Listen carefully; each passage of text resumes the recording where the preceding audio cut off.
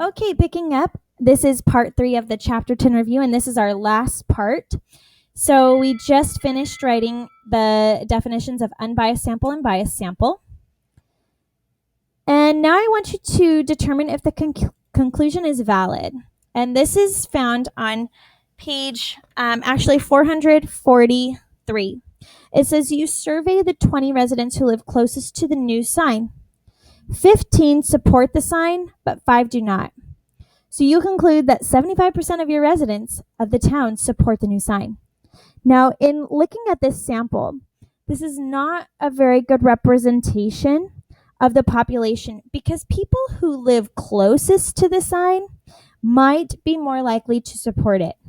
So this sample is biased, and since it shows favor toward the people who live closer to this sign, it is not representative of a population. Now you can also make predictions. Here is an example on page 443 if you'd like to follow along. It says you randomly survey 75 students and ask how many movies they watch each week. There are 1,200 students in the school.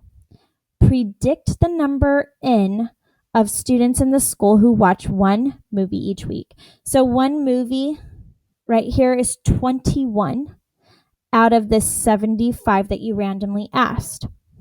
So 21 out of 75 watch one movie, but there are 1,200 students in your school, so we need to set up a proportion. The sample is 21 out of 75, and the population is some number out of 1,200. Now you can cross multiply or you can look for a common multiplier. Either way, when you solve, you get n equals 336. So this means out of 1,200 students in the school, approximately 336 of them will watch one movie per week.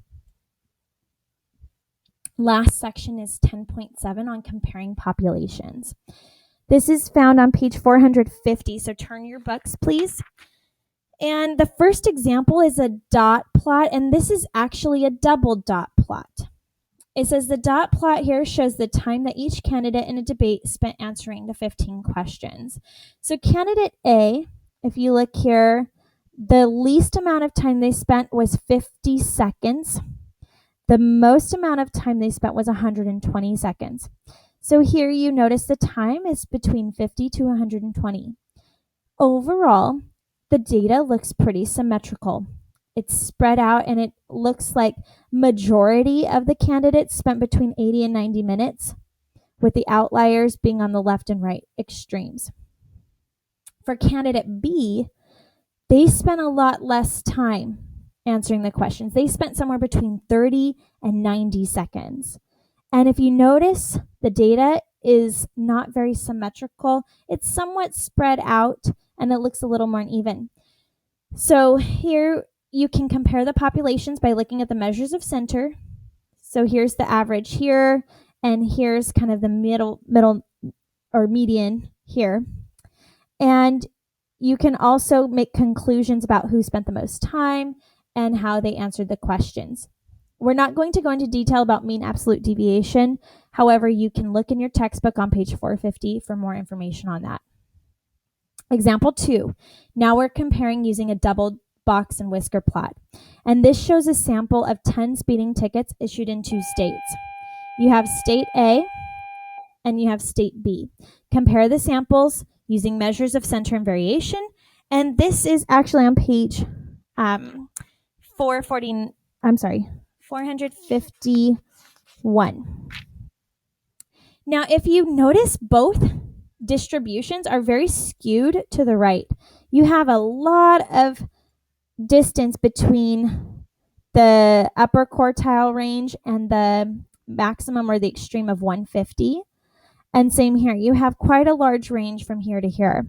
Now the data does overlap between $70 and $80. So both of those are what they have in common. The lower or the left extremes, the distributions here are not quite as skewed because it's a smaller sample.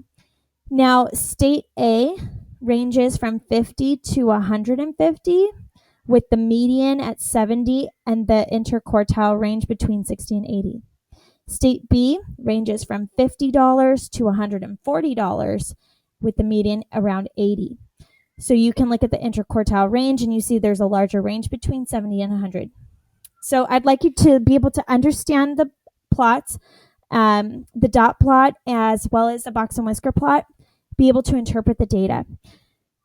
At this time, we are going to pause our notes. Make sure you have every example written down. I'll be checking this on Monday, and then you can go ahead and begin your in-class activity.